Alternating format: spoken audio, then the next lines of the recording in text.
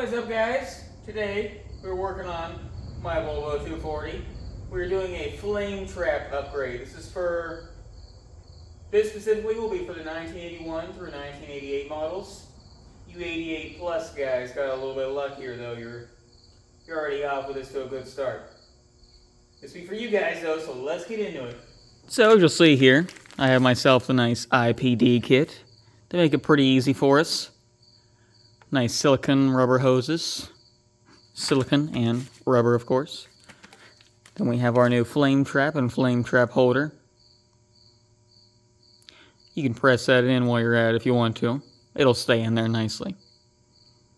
Got the new flame trap in place, though.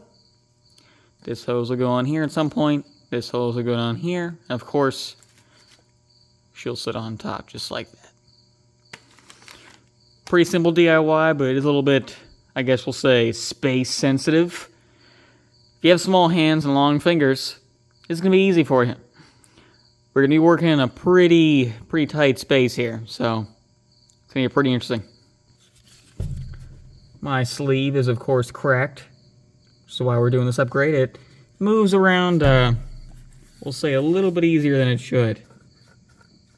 Not doing its job, so gonna get down inside there and remove that to start. I don't know if you can see her down in there, but that'll be the interesting part. So like I said before, my flame trap has seen better days. As you can tell, she's pretty far gone. Considering it just peels apart real easy like. So that one's out of the question. Got the old hoses off, the old flame trap and flame trap holder. It's basically the exact same flame trap holder and flame trap, of course, that you have with this kit. I have the whole thing assembled now, as you can see. Go ahead and we'll put on the engine now. Nothing too overcomplicated. You want to go ahead and get this medium-sized hose down where the old flame trap sat on top of that nipple. See if I can get you positioned somewhat well here. It's mostly self-explanatory. There's a lot of hard stuff to show you here, but the hardest part will be slipping this hose on top of that nipple.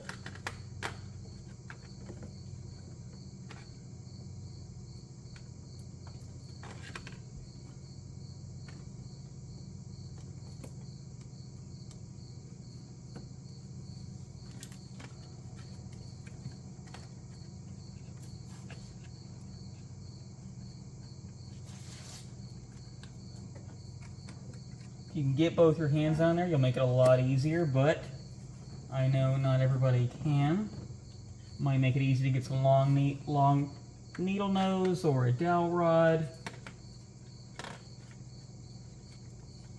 Nonetheless, it's a pain because it is a pressure fitting. It needs a whole bunch of force to be pushed down on top.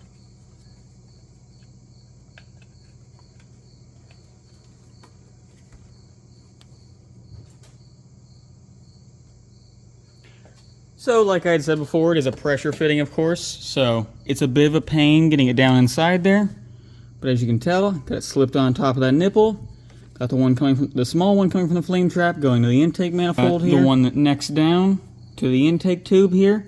They're all connected. You'll have it routed just about like this. You don't want to get snagged on anything. I have more grounds here just in case, because I don't trust all the small grounds that are on this old wiring. Of course, it seems like I'm just compensating for other problems, but they're all just in case. Flame trap is now done. Good to go. Car will be a little bit happier, of course, at least in my case, because as you saw, there was not a very existent, useful flame trap. But we'll go ahead and see if it made a noticeable difference, which it shouldn't really, but being that mine was so split and destroyed, maybe it shall. It at least sounds a little bit cleaner from the engine bay. Like a little less leakage, shall I say, but it does have a horrible idle, which will now need sorted. But as you can tell, we're about good to go. Gotta fix the idle though. Thanks for sticking around. Come back for the next video.